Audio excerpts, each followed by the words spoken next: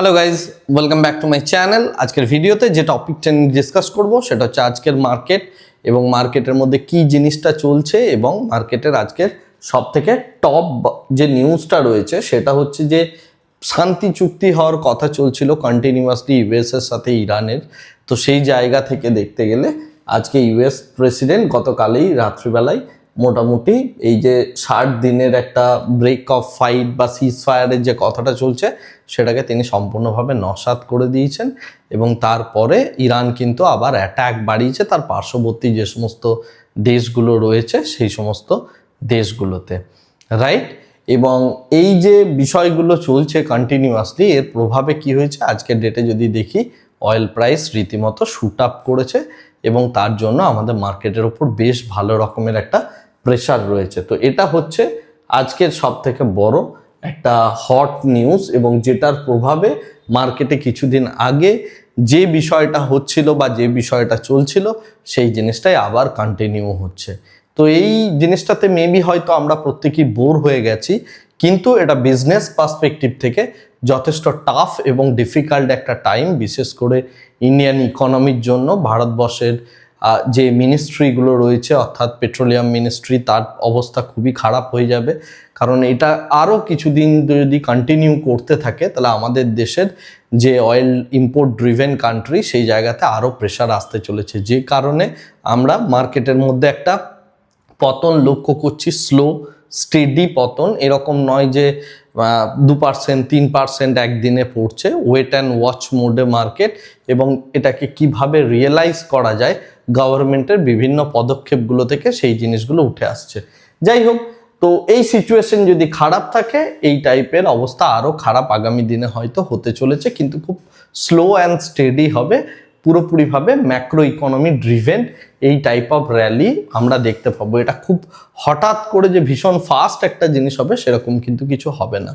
Anyways, তো আমরা যেটা দেখতে পাচ্ছি যে এটা তো একটা ইম্পর্টেন্ট নিউজ রয়েছে। নেক্সট যে ইম্পর্টেন্ট নিউজ সেটা হচ্ছে আমাদের সিলভারের 100 গ্রামের নতুন কন্ট্রাক্ট, ফিউচার কন্ট্রাক্ট রিলিজ করলো এমসিএক্স। এর আগে সিলভারের কিন্তু আমাদের বড় বড় কন্ট্রাক্ট আসতো, তো সেই জায়গা থেকে যারা কমোডিটি ট্রেডিং করেন তারা এরপর থেকে সিলভার 100 বলে যে ফিউচার্স লঞ্চ করেছে সেখানে আমরা ট্রেড করতে পারবো। তো এটা আমাদের যারা আমরা কমোডিটি ট্রেডিং করি, যাতে অল্প পরিমাণ ক্যাপিটালে ট্রেডটা করা যায়, কম মার্জিনে করা যায়, তার জন্য এই ফেসিলিটিসটা আমরা এরপর থেকে পেতে চলেছি। নেক্সট যে বিষয়টা ইম্পর্টেন্ট, ইন্ডিয়ার ম্যানুফ্যাকচারিং পিএমআই ডেটা আজকের ডেটে রিলিজ করলো এবং সেটা 3 মাসে আপাতত হাইয়েস্ট জায়গায় রয়েছে, অর্থাৎ 55 ছিল মেতে, 55তে গিয়ে পৌঁছেছে, মেতে সেটা ছিল 54.7, অর্থাৎ ম্যানুফ্যাকচারিং মোটামুটিভাবে এখনো স্লো ডাউন হয়নি, এইটুকু বলা যায়। পিএমআই ডেটা সেই কথাটাই বলে। Last but not the least, Zee entertainments অর্থাৎ জি লিমিটেড যে কোম্পানিটা রয়েছে তারা অ্যাকচুয়ালি এরপরে ফিফা ওয়ার্ল্ড কাপ দেখানোর জন্য ব্রডকাস্টের যে রাইট সেটা তারা পেয়েছে। তো এর প্রভাবে কি হতে চলেছে না, আগামী দিনে আমরা দেখতে পাবো যে জি বিজনেসের মধ্যে, জি লিমিটেডের মধ্যে আমরা যেটা দেখতে পাবো যে তাদের একটা ভালো অর্ডার বুক আসবে। তার কারণ হচ্ছে এই ওয়ার্ল্ড কাপটা যখন চলবে তারা প্রচুর পরিমাণে অ্যাডভার্টাইজমেন্ট সেল করবে, এবং এখানে যেহেতু ইন্ডিয়ার ইমোশনটা একটু ডিফারেন্ট, অর্থাৎ মানে ইন্ডিয়া তো কখনোই প্লে করছে না, তো সুতরাং একদম ফাইনাল অবধি অর্থাৎ পুরো সিরিজটা অবধি ইনট্যাক্ট একটা মানে অ্যাডভার্টাইজমেন্ট কন্ট্রাক্ট জি কিন্তু পেতে চলেছে। তো সেই জায়গা থেকে দেখতে গেলে নেক্সট কোয়ার্টারলি রেজাল্টে এটা জি এর ওপর ইম্প্যাক্ট ফেলতে পারে, বা এই ওয়ার্ল্ড কাপটা হয়ে যাওয়ার পর যে মানে কোয়ার্টারলি রেজাল্টটা আসবে সেখানে কিন্তু আমরা বেশ বড় রকমের একটা রেভিনিউ গ্রোথ এখানে দেখতে পেতে পারি জি এর মধ্যে, অ্যাডভার্টাইজমেন্ট রেভিনিউ। এনিওয়েজ, এরপরে আসছি আমরা আজকের মার্কেটে যথারীতি প্রেশার, এবং যে কারণে প্রত্যেকটা যে ইন্ডেক্স রয়েছে সমস্ত ইন্ডেক্সগুলো ডাউন 1%-এর কাছাকাছি মিড ক্যাপ, এবং আমরা যদি দেখি স্মল ক্যাপেও বেশ ভালো রকমই ডাউন রয়েছে। তার সাথে সাথে দেখতে গেলে India Vicks up, slightly up, এবং আমরা ইউএসডি আইএনআরকে এখানে ফ্ল্যাটই বলবো, এটা 0.13% ডাউন, এটা এমন কিছু নয়। তো এই জায়গাতে ফ্ল্যাট রয়েছে, আমরা কালকে হয়তো এটার আবার শুট আপ দেখতে পাবো কারণ অয়েল প্রাইস বাড়ছে। এনিওয়েজ বিটকয়েন সেটার মধ্যে প্রেশার, কিছুদিন আগে আমরা জানি $80,000 চলে গিয়েছিল, সেই জায়গা থেকে যথেষ্ট বড় পরিমাণ ফল, এবং ইউএসের যে বন্ড আছে তার যে ইল্ড রয়েছে সেটা কিন্তু বাড়ছে, অর্থাৎ বন্ডও এরপরে ডাম্প হতে শুরু করেছে। এনিওয়েজ তো এটা পুরো মার্কেটের মধ্যেই একটা গ্লোবাল মার্কেটের মধ্যেই প্রেশার তৈরি করছে। তো সেটা আমরা অ্যাডভান্স ডিক্লাইন রেশিওতে দেখতে পাচ্ছি, এবং তার সাথে সাথে আমাদের যে সমস্ত কোম্পানিগুলো আজকের ডেটে মানে টপ 500 গেনার্সের জায়গায় রয়েছে সেগুলো হচ্ছে এই 5টা টপ গেনার এবং টপ লুজারের মধ্যে আমরা এই 5টা কোম্পানিকে দেখতে পাচ্ছি, রাইট। আজকে পুরোপুরিভাবে দেখতে গেলে ফাইন্যান্সিয়াল সেক্টরের মধ্যে একটা ভালো রকমেরই প্রেশার আছে। তার কারণ হচ্ছে যে এফআইআই যারা আছে তাদের হোল্ডিংটা ফাইন্যান্সে বেশি থাকে, তো মার্কেট যেদিন ফল করে সেদিন কিন্তু ফাইন্যান্সের ফল করার প্রবণতাটা অনেকটা বেশি হয়। আচ্ছা, এর সাথে সাথে মার্কেট আজকে আরও ডিভাস্টেটিং ফল করতে পারতো, কিন্তু এই জায়গা থেকে সব থেকে বেশি সাপোর্ট দিয়েছে হচ্ছে আইটি ইন্ডেক্স বা আইটি কোম্পানিগুলো, বিশেষ করে ইনফোসিস এবং টিসিএস, টেক মাহিন্দ্রা, এই সমস্ত যে কোম্পানিগুলো রয়েছে এরা কিন্তু নিফটিকে একটা বেশ ভালো রকম সাপোর্ট দিয়েছে, এবং পুরো গ্লোবালি টেকনোলজি কোম্পানিগুলো কিন্তু আবার বাড়তে শুরু করেছে।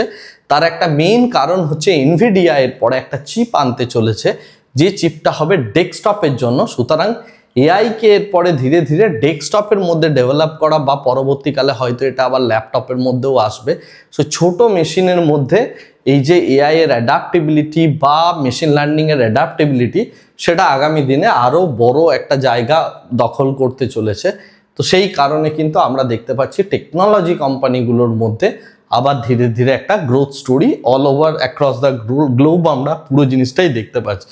এছাড়া আমরা যেটা দেখছি পুরো যে মার্কেটের বড় বড় কোম্পানি যেগুলো বেশ কিছুদিন ধরে র্যালি দিচ্ছিল সেই সমস্ত কোম্পানিগুলোর মধ্যে একটা প্রফিট বুকিংয়ের জায়গায় এলো। তো আগামীকালের মার্কেটের যেহেতু অয়েল প্রাইস বাড়ছে, তো আমাদের যদি বাইং সাইডে ফোকাস রাখতে হয় অবশ্যই আপনি ওএনজিসির মধ্যে একটু ফোকাস রাখবেন এবং অয়েল ইন্ডিয়ার মধ্যে ফোকাস রাখবেন। এই দুটো কোম্পানিকে ফোকাস রাখার অর্থ এটা নয় যে ব্লাইন্ডলি আপনি গিয়ে বাই করে নেবেন, ডেফিনেটলি সেটা নয়।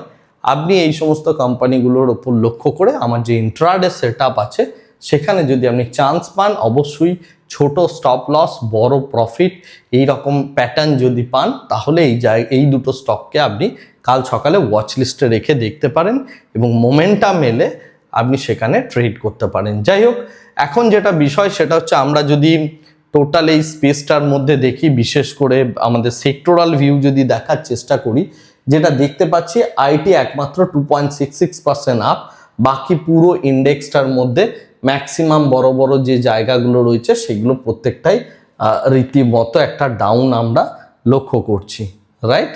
এর সাথে সাথে যদি দেখা যায় আমরা যে জিনিসটা দেখতে পাচ্ছি গ্লোবাল মার্কেটের মধ্যেও একটা ভালো রকমের প্রেশার, ইউএস মার্কেট ধীরে ধীরে প্রেশারে আসছে। যত আমি যে সময় বানিয়েছি সেই সময় এটাই ফিগার ছিল, এবং ইউরোপিয়ান মার্কেটের মধ্যে বেশ ভালো রকম প্রেশার, এবং তার সাথে আমরা যদি গিফট নিফটি দেখি সেটা এখন কিন্তু 0.61%-এর কাছাকাছি ডাউন, রাইট। তো মার্কেটের মধ্যে গ্লোবাল মার্কেটের মধ্যে ভালো রকমই একটা প্রেশার রয়েছে। এই প্রেশারটা মেবি ইউএস অনুভূত হবে না ইউএস এর মার্কেটের জন্য, কারণ ওরা অয়েল নিজেরা বানাচ্ছে, তো ওরা হচ্ছে অয়েলের exporter, right.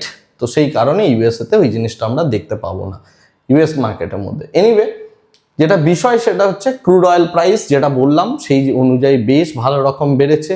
Naturally crude oil price যেহেতু যুদ্ধের কারণে বাড়ছে, গোল্ড অ্যান্ড সিলভারকে ফল করতে হবে, তো গোল্ড অ্যান্ড সিলভারের মধ্যে আমরা স্লাইড পতন দেখছি। কপার স্লাইডলি আপ, তার সাথে অ্যালুমিনিয়াম এবং জিঙ্ক অর্থাৎ বেস মেটাল পার্সপেক্টিভ থেকেও মার্কেট স্লাইডলি আপ রয়েছে। এরপরে যেটা দেখব সেটা হচ্ছে নিফটি 50-র মধ্যে আমরা কি স্ট্রাকচারটা দেখতে পাচ্ছি। আপাতত দেখতে গেলে 23,500 বড় রেজিস্ট্যান্স।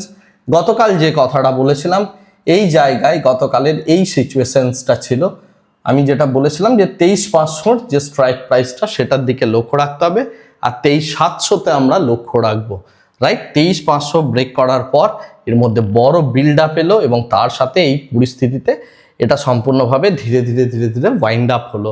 তো সেই কারণে 23,500-তে এত বড় চেঞ্জেস, ন্যাচারালি মার্কেট ফল করার কথা, সেই জিনিসটা কিন্তু আমরা এখানে দেখতে পেলাম।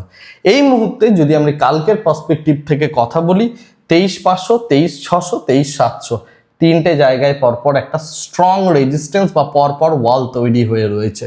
সুতরাং আমার মার্কেট ভিউ আগামীকালের জন্য হবে ডাউন সাইড বা নিউট্রাল টু ডাউন সাইড। আমি সেই জায়গাটাকে ট্রেড করার চেষ্টা করব এবং এর মধ্যে সব থেকে ইম্পর্টেন্ট যে জায়গাটা সেটা হচ্ছে 23,400। এখানে যদি ফার্দার আমি পুট রাইটিং অ্যাড হতে দেখি এবং সেটা কলের থেকে যদি একটু বেশি হয় তাহলে আমি অ্যাগ্রেসিভ শর্টিং পজিশনে যাব। আদারওয়াইজ 23,500 এবং 23,600কে ধরে আমরা এখানে অপশন রাইটিং করতে পারি। That is very good opportunity. যদি খুব সেফ থাকা যায় 23,600 will B a good point, মানে আজকের ডেটা ভালো পয়েন্ট ছিল 23,600তে পুট রাইটিং, রাইট? তো এনিওয়েজ, তো এই হচ্ছে মার্কেটের সিচুয়েশন। এখন যদি মার্কেটকে উপরে যেতে হয়, আমার ধারণা খুব টাফ ডিসিশন হবে মার্কেটের উপরে যাওয়ার, কারণ গ্লোবালি মার্কেট অলরেডি নেগেটিভ। 23,500তে বড় কল রাইটিং যদি না হয় তাহলে মার্কেটের উপরে যাওয়া যথেষ্ট টাফ। তো সেই কারণে আমরা neutral two down side kind of যে সমস্ত স্ট্র্যাটেজিগুলো আছে, ব্রোকিং উইং বাটারফ্লাই থেকে শুরু করে এই সমস্ত স্ট্র্যাটেজিগুলো আপনি অ্যাপ্লাই করতে পারেন, and that will give you safe money, peaceful money আগামীকাল সকালের জন্য, কারণ আগামীকাল নিফটির এক্সপায়ারি রয়েছে। আর এই বক্তব্যটার সাথে সাথেই আমি আজকের ভিডিওটাকে এখানেই শেষ করছি। Thank you very much, bye bye, tata.